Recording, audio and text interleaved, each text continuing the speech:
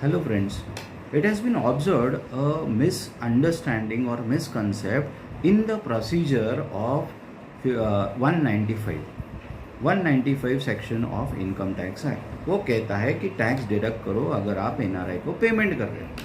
तो in the earlier video we have seen what is the rate and how it is to be deducted.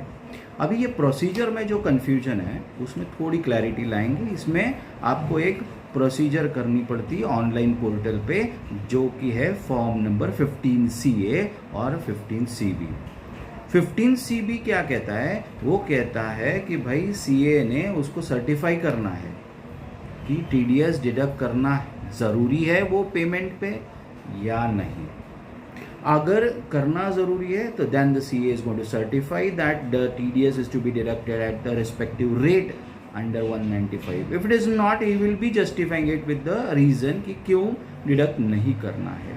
तो ये 15CB basically ये CA certificate है, जिसके लिए CA को यूडिन निकाल के उसके ऊपर डालना पड़ेगा। 15CA क्या है? 15CA एक अंडरटेकिंग है, डिक्लेरेशन है, जो यहाँ डिडक्टर जो है, जो पेमेंट कर रहा है, पेयर जो है इंडिया में से जो करने वाला है NRI को, वो एक डिक्लेरेशन देगा जिससे RBI को कंफर्मेशन हो जाएगा कि भाई इतने पैसे रेमिटेंस बाहर जाने वाले हैं, आउटवर्ड रेमिटेंस है, यहाँ इंडिया से पैसे बाहर जा रहे हैं और उसके लिए TDS डिडक्ट करना ज़रूरी है क्या नहीं, तो वो पता चलता है 15CB से। ये दोनों फॉर्म्स जो है these are design under income tax act. So basically these forms are under the guideline of Income Tax Act and not any other banking laws. But the bankers sometimes have a confusion to make changes in that formats, which is incorrect.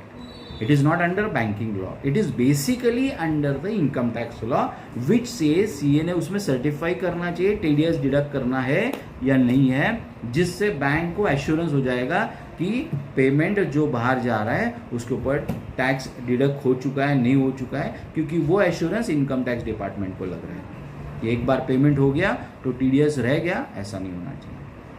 तो इसकी ध्यान रखिए कि ये सारे procedure सही तरीके से होने चाहिए। Thank you very much.